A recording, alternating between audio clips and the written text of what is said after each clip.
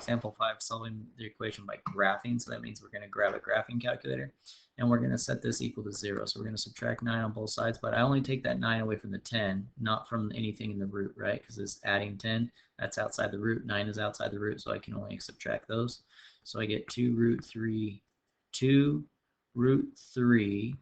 of 3x minus 4 plus 1 equals 0. Now I'm going to change this 0 to just y equals, and so I can let it be my y1. So I type in my calculator y1, and how I do this cube root, I'm actually just going to rewrite it as a fractional exponent, 1/3 plus 1. And remember, you can do this fractional exponent. You can raise the power, is this button on your calculator, the hat button on your calculator, and then to do 1/3, you can hit alpha link, alpha link, sorry, and type in the 1/3 in there. And then you can make sure you arrow over and get out of the exponent to put this plus 1 on there.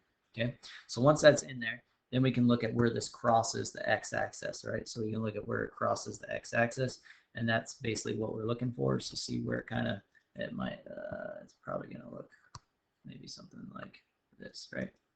So it's going to cross somewhere here on the x-axis, right? So we're checking that out. We're looking for it. So we can do second trace, and then we want to do 0, right? Because we set it equal to 0. So we look for 0, and it's going to say left bound, right bound. So left bound, we want some negative value, left bound. And then for right bound, we want some positive value. And then we're just going to go ahead and guess. And then we make our guess of where we think it is, right? We might have to rework this, zoom in and zoom out so we kind of see our graph, and then we can do left bound, right bound, and guess.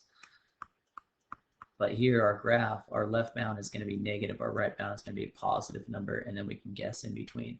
And we should get somewhere around like 31/24, whatever that decimal is, I believe, somewhere around there.